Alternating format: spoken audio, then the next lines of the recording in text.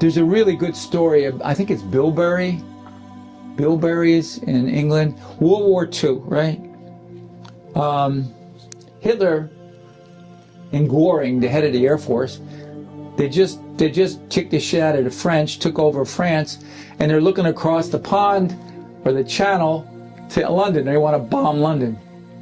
So they send over 1,500 bombers during the daytime and bomb the shit out of London.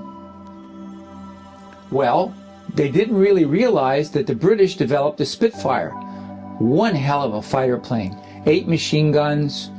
The Merlin engine, you could shoot it with anything and it would still run. It could outmaneuver the Messerschmitt like there was no tomorrow. It was a superior airplane all the way around. So it was like a field day.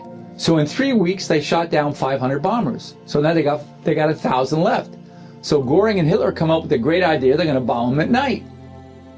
So they bomb them at night, and guess what? 3 weeks later, they got 500 bombers left. So what they didn't really realize, these guys landed in hidden runways, so to speak, in the country, and they were taken care of by the maidens of those villages, took care of the pilots. They cooked for them. And in the forest there were bilberries. I think it's bilberry. It's a purple berry. Forgive me if I'm wrong on that. And they made jam out of it. So for morning they had bread, butter, and bilberry jam. They had that every morning like clockwork. And there was nothing sweet. All the candy was rationed.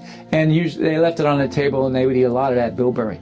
Well, that bilberry increased their visual purple. They could see a lot better at night than the German counterparts. So they're able to blow them out of the air. So you could say that London was saved by bilberry jam. Got them out of a jam. Nothing is better for your eyes than blue. Blackberries have more of that blue than the blueberry, but the blueberry skin's good. If you have eye problems, the best way you can do it is put the blueberries in a blender, grind it up into like a smoothie, so you get maximum absorption of that blue pigment. Yeah, and that's really a cool thing. And so we have pills that mimic that. They give you the blue thing. What else? What happens to a child that starts wearing glasses when they're 7 or 9 years young, and then they grow, as you mentioned before, as if we would put an arm in a cast for years. So is it possible for the child's eye to develop afterwards, let's say when they stop wearing glasses? So let's say they wore glasses for 5 years. What's the solution and what's the result? It all depends. I mean, you know, it's one thing from like 7 to 11, they wear the glasses and they stop or they figure it out. But from 11 to 17, where they grow like crazy, you know, that's a tough one. Now I've had a little of both. Like, there's a lot of research on the brain, and the eyes are extension of the brain. That the brain never forgets when it doesn't grow, and that like you have a kid that can't sleep, and you find the covers on the floor in the morning, and he doesn't grow right, and his brain doesn't grow right, and he doesn't function as good if he doesn't get to sleep, because the brain grows at night. Not only does it grow, but it has to repair. And so if that's interfered with, you get some problems. But the brain doesn't forget. So this kid could have trouble, let's say, from 7 to 18. And when he starts getting some really good sleep, his brain repairs and grows and fills out. This can happen up until 23, I think. This is my feeling. 23. Because after 23, the brain's pretty well set.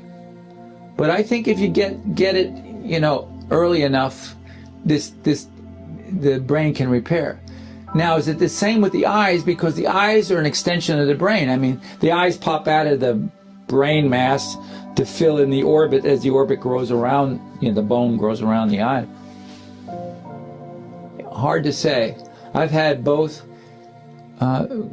kids, you know, that 13, 14 years old, that really bad vision, really respond well. Some responded well, really well to the protocol. Some, they responded okay. Not great, but better. They knew what to do not to get worse. You know,